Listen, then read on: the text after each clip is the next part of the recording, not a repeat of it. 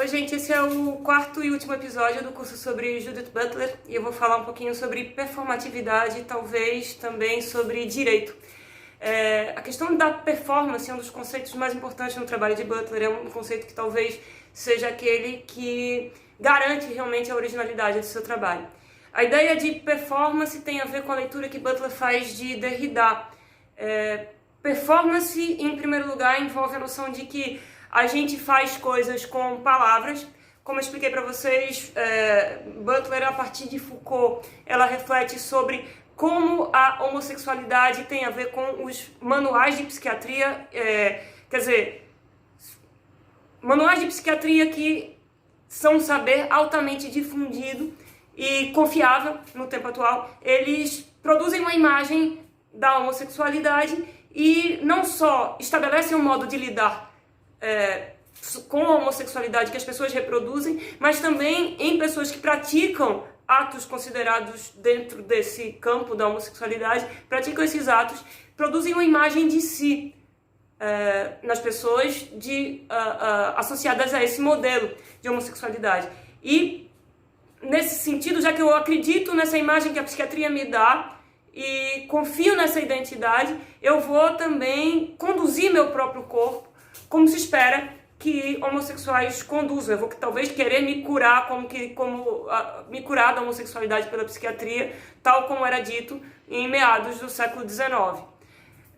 Pois bem, então eu lido com o meu corpo de determinada maneira porque eu confio e incorporo determinados discursos. E faço isso muitas vezes sem ter noção de que estou fazendo isso.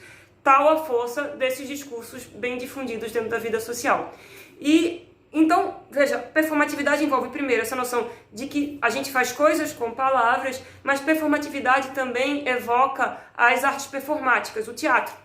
Então, eu faço coisas com palavras, mas faço imitando personagens. Quer dizer, imitando outros modelos que foram importantes para mim. Por exemplo, não só a homossexualidade, o crime, mas também o gênero, ser homem ou ser mulher, tem a ver com isso, com performance, com fazer. Quando eu afirmo que sou mulher, eu passo a exigir de mim mesma certas um modo de vestir, um modo de deixar que o meu cabelo cresça, um modo de gesticular, um tom de voz. E isso eu faço associando, citando, para falar como Derrida, outras mulheres que foram importantes na minha vida. Como eu mencionei, Derrida tem um elemento importante. Quando vocês forem ler Butler, vocês vão ver que o verbo favorito de Butler é do, undo, fazer e desfazer. Isso porque ela está muito preocupada com o corpo, como é que as palavras acabam conduzindo um gestual, um modo de lidar com o próprio corpo. Se a gente for ler Derrida, uma das palavras favoritas de Derrida é construção e desconstrução, porque Derrida está realmente preocupado com a questão da escritura. Mas, bom, voltando à questão da performatividade em Butler, então, quando eu me comporto de acordo com certas imagens socialmente difundidas sobre o que é ser mulher, eu estou citando outras mulheres importantes, repetindo esses gestos, mas ao mesmo tempo, isso é um elemento importantíssimo, tal como no teatro, a minha performance tem um público. No teatro, tá claro o público tá ali diante de mim. Mas se eu tô aqui atuando o gênero, para quem eu tô atuando? Essa é uma das perguntas mais importantes no pensamento de Butler. Eu tô atuando para outras pessoas, para vocês que estão me vendo aí no Instagram, mas quem são vocês se eu não tenho acesso empírico a vocês? Esse outros, são outros que eu imagino que esperam certas coisas de mim. Uma coisa que a psicanálise, Lacan, por exemplo, vai chamar de grande outro. Isso tem a ver com aquilo que eu recebo na minha relação com outros e aquilo que eu imagino que pode vir a ser meu espectador. Expectativas sociais que eu transformo em alguma coisa que está ali colonizando o meu imaginário. Então, vale a pena, realmente a pena pensar sobre isso, né? A quem eu me dirijo quando eu faço o meu teatro, a minha performance do gênero. E para responder, em parte, essa pergunta, Butler retoma novamente Derrida e especificamente um conto que Derrida lê, um conto de Kafka, chamado Diante da Lei. Esse conto, Kafka conta a história de um homem do campo que chega às portas da lei e que é retratada muitas vezes graficamente como um castelo. O castelo é uma das imagens favoritas de Kafka. Então, na frente da lei havia um porteiro e o homem do campo pede ao porteiro: eu posso então entrar na lei? E aí o porteiro responde: você pode, mas não agora. E aí o homem do campo aguarda ali diante da lei, e aí vai passando tempo, 1 ano, 2 anos, e ele interpela novamente o porteiro: eu posso entrar na lei? O porteiro diz: pode sim, mas não agora. E nem tente forçar a sua entrada, porque atrás de mim existem outros porteiros ainda maiores e mais poderosos do que eu. E o homem do campo continua ali na frente da lei, aguardando e aguardando e aguardando, até que no final da vida, quase morrendo, né, moribundo, ele finalmente pergunta ao porteiro: ora, mas se essa lei, se a lei é para todos, por que eu sou o único que me coloquei às portas da lei durante todo esse período? E aí o porteiro responde: porque a lei foi feita para você e para você apenas. E aí ele fecha as portas de vez, e aí Kafka, né, que não é dos mais otimistas, o homem do campo morreria, então, ali na frente. Mas aí Derrida conta essa história, Diante da Lei, para fazer a seguinte pergunta: o que manteve o homem do campo durante toda a vida mendigando a entrada?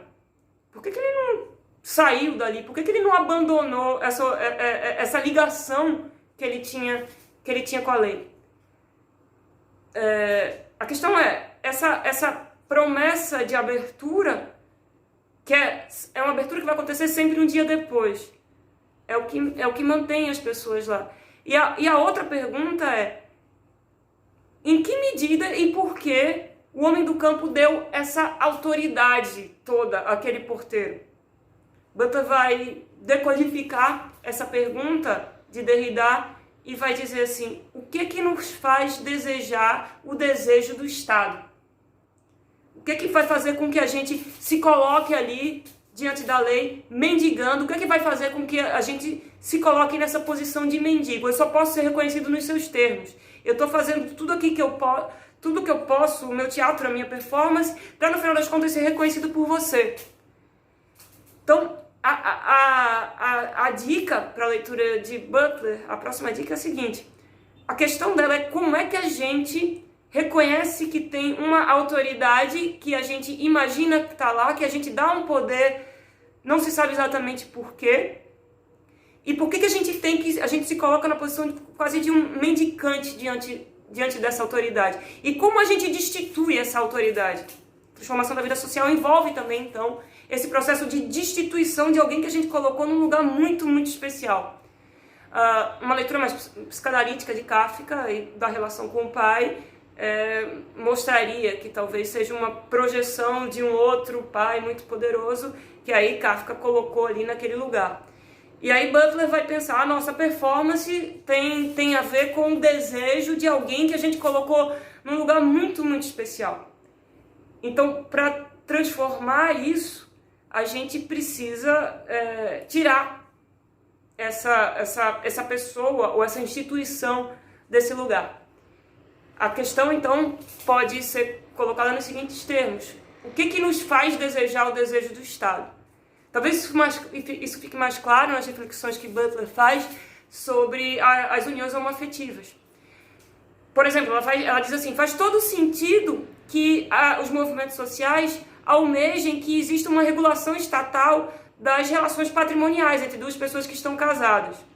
Mas não faz nenhum sentido que os movimentos sociais almejem que o Estado regule afetos, que regule quem que relações de parceria só sejam legitimadas se o Estado disser que essas relações devem ser legítimas. Então, por que essa exigência?